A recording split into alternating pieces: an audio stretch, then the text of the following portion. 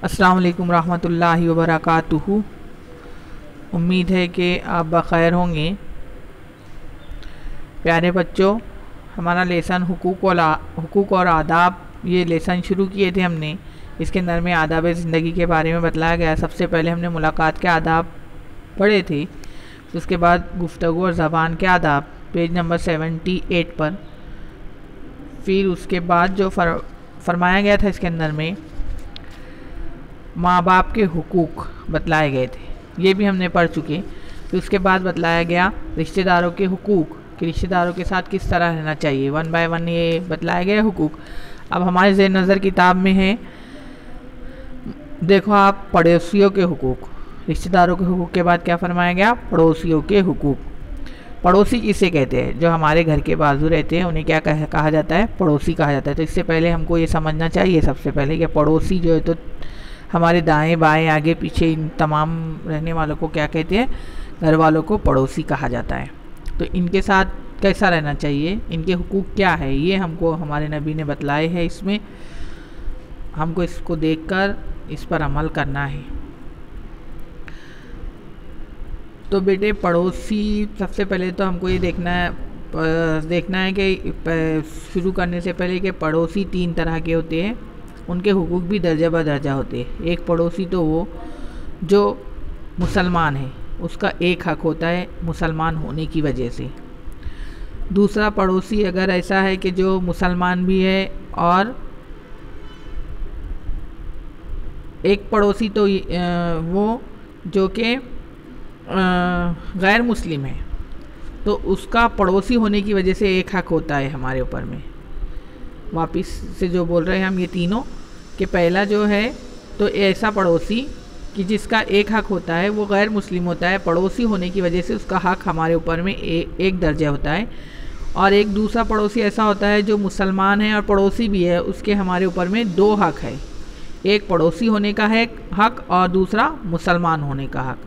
और तीसरा जो फरमाया गया, तो तीसरा पड़ोसी वो है जो कि मुसलमान भी है, पड़ोसी भी है और रिश्तेदार भी है। तो उसके 3 हक बतलाए गए हैं। एक तो उसके मुसलमान होने का हक, दूसरा पड़ोसी होने का हक और तीसरा रिश्तेदार होने का हक।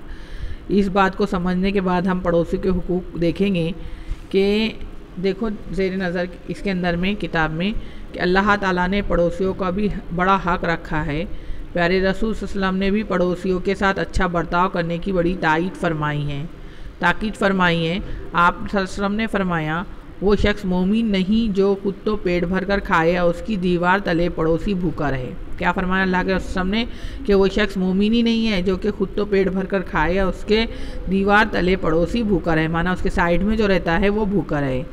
अल्लाह के रसूल ने एक सहाबी को हिदायत फरमाई, जब शोरबा पकाओ तो उसमें पानी ज़्यादा डाल दिया करो और अपने पड़ोसियों को भी भेज दिया करो, है ना। क्या फरमाया कि हमारे घर में अगर कुछ पक रहा है, साहबा से कहा कि अगर तुम्हारे घर में शोरबा माना सालन वगैरह पक रहा है तो उसमें पानी ज़्यादा डाल दो और पड़ोसियों को भी भेज दो। अल्लाह के रसूल ने यह भी फरमाया कि जो शख्स अल्लाह का प्यारा बनना चाहता है तो वो अपने पड़ोसियों के साथ अच्छा बर्ताव करे, है ना। पड़ोसियों का बहुत ज़्यादा हक फरमाया गया है। आगे फरमाया, प्यारे रसूल सल्लल्लाहु अलैहि वसल्लम पड़ोसियों का बहुत ख्याल रखते थे और आप सल्लम के प्यारे सहाबा भी बहुत ख्याल रखते थे।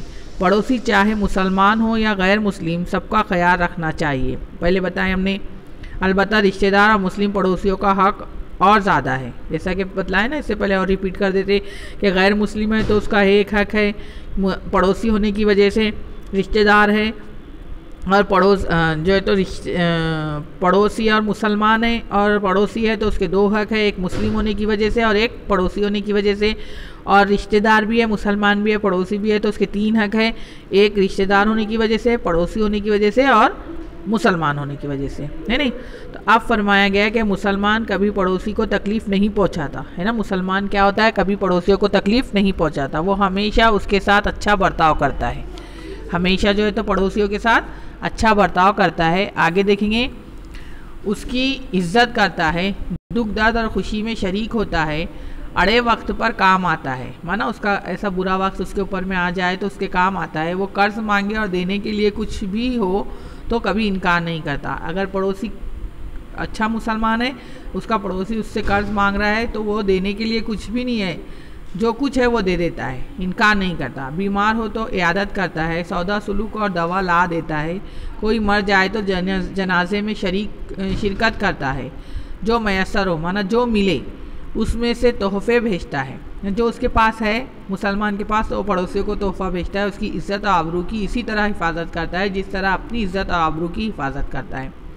जिस तरह अपनी इज़्ज़त का ख्याल रहता है उसको पड़ोसी की भी इज़्ज़त का ख्याल रहता है। देखो बेटे, अल्लाह तबारक व तआला ने पड़ोसियों के बहुत हुकूक बतलाए हैं। और हदीस में अल्लाह के रसूल सल्लल्लाहु अलैहि वसल्लम की हदीस का मफ़हूम है कि अल्लाह के रसूल सल्लल्लाहु अलैहि वसल्लम ने फरमाया कि मुझे अल्लाह ताला ने पड़ोसियों के बारे में इतना ज़्यादा तारीफ़ फरमाई है, इतने ज़्यादा उनके हुकूक बतलाए है कि मुझे शुबा होने लगा कि कहीं वो मीरास में हिस्सेदार, अल्लाह ताला उनको हिस्सेदार ना बना दे। मीरास माना इंसान जब मर जाता है उसकी जो प्रॉपर्टी रहती है तो वो उसके करीबी लोगों को मिलता है ना। मीरास जो है तो लोगों रिश्तेदारों में नहीं बांटी जाती, बल्कि बेटा बेटी बीवी है ना, इस लोगों को मीरास बांटी जाती है। तो पड़ोसियों का हक इतना ज़्यादा बतलाया गया, इतनी तारीफ के साथ फरमाया गया कि अल्लाह के रसूल को शुबा होने लगे कि अल्लाह ताला उनको मीरास में हिस्सेदार ना बना दे।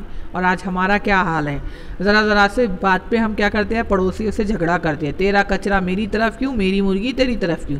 ये हमारी आदत है, ये हमारी आदत नहीं होनी चाहिए। हम मुसलमान हैं, हम नबी के रामलेवा हैं, हम अल्लाह के रसूल को चाहने वाले हैं, तो हम अल्लाह के रसूल की तरह जो है तो हमको रहना होगा, है ना। हमारे रसूल सल्लम पड़ोसियों का बहुत ख्याल रखा करते थे। और हदीस में फरमाया ना कि अगर हम कुछ पका रहे हैं तो उसको ज़्यादा कर दो और अपने पड़ोसियों को दे दो।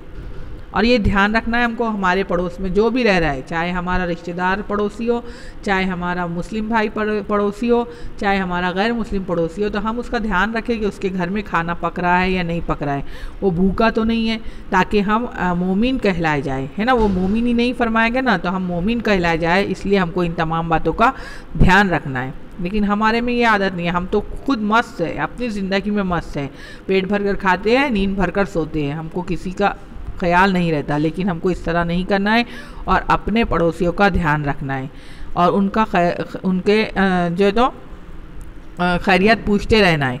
यहाँ तक फरमाया गया कि अगर हम पड़ोसी को दे नहीं सकते, जैसा कि फल फ्रूट आते हैं हमारे यहाँ, वो होता है, अगर हम उनको दे नहीं सकते, उसके छिलके भी बाहर मत डालो, है ना, दूर ले जाके डालो। अगर हम उसके छिलके बाहर डालेंगे तो जाहिर सी बात है जब वो बाहर निकलेगा तो उसके दिल में हसरत पैदा होंगी, उसके बच्चों के दिल में कि काश हमारे पास होता तो हम भी ये खाते। यहाँ तक फरमाया गया है, हमारे लिए हुक्म दिया गया है। अगर हम दे नहीं सकते तो इस तरह अमल करें कि दूर डालें हम हमारी जो है तो बची हुई चीज़ें, या फिर जो छिलके वगैरह होते हैं फल वगैरह के, तो हम दूर डालें। बेहतर तो यह है कि हम हमारे हिस्से में से थोड़ा सा उनके यहाँ भेजने वाले बने, उनकी खैरियत लेने वाले बने। क्योंकि पड़ोसी जो होते हैं ये हमारे दुख दर्द में शामिल होते हैं, है ना। हमको उनके दुख दर्द में शामिल होना है, उनकी खुशी में शामिल होना है, उनको अड़े वक्त में जो है तो उनके काम आना है ना। कि अगर उनके पास कुछ नहीं है तो हमारे पास जो कुछ भी है तो वो दे दे। लेकिन आज हम इनकार कर देते हैं, हमको इनकार नहीं करना है। अगर बीमार है तो उनकी आदत करें, 3 तरह से उनकी आदत कर सकते हैं हम। या हमारे पास पैसा ढेला है तो हम उनको पैसे के हिसाब से मदद करें। अगर पैसा नहीं है हमारे पास तो हम उनका घर का काम कर दें, बीमार है वो तो उनका जो भी सौदा सुलूक लाना है, दवा लाना है, वो दे दें, ये भी हम उनका हक अदा करें। अगर ये भी ताकत नहीं है हमारे अंदर तो हम जाके 2 तसल्ली के बोल उनको बोल दें, ताकि हम उनको तसल्ली दे दें, तो ये भी उनका हक हम अदा करने वाले हो रहे। और अगर कोई पड़ोसी हमारा मर जा रहा है तो हम उसके जनाजे में शिरकत करें। ये तो मुसलमान का हक है, एक मुसलमान के हक दूसरे मुसलमान का पे बतलाया गया है कि वो जनाजे में शिरकत करने वाला हो।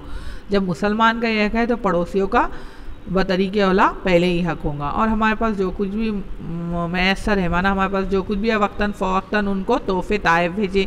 इससे क्या होती है, आपस में मोहब्बत पैदा होती है। तो इस बात का ध्यान रखें और इसके ऊपर में अमल करने वाले हो जाए कि आखिरत में हमको जन्नत में ऐसा। देखो बेटे, हमारी ज़िंदगी का मकसद ये होना चाहिए कि हमारा रब हमसे राज़ी हो जाए, और हर वो बात पर हमको अमल करना है जिससे कि हमारा रब हमसे राज़ी होता है। जिसने रब को राज़ी कर लिया उसने सबको राज़ी कर लिया, और जिसने सबको राज़ी करने के लिए रब को नाराज़ कर दिया तो उसने जो है तो अपनी आखिरत को ख़राब कर लिया। बतलाया गया है कि अगर हम रब को राज़ी करने के लिए किसी दुनिया वाले ताल्लुक़ है हमारा जिससे उसको हम नाराज़ कर रहे हैं, तो हमारे मरने से पहले अल्लाह ताला उसको ज़रूर हमसे राज़ी कर लेगा और अगर हम उसको किसी शख्स को राज़ी करने के लिए रब को नाराज़ कर रहे हैं तो नौज़ बिल्ला हमारा ख़ात्मा खैर पर नहीं होगा। इसलिए हमको हमारे रब को राज़ी करने के लिए हर वो बात पर अमल करना है जो हमारे रब ने हमको कही है, अमल करने के लिए कहा गया है हमको, तो करेंगे इंशाअल्लाह अमल। पड़ोसियों का ध्यान रखना है। अल्लाह हाफिज़, फ़ी अमानिल्लाह, खुदा हाफिज़।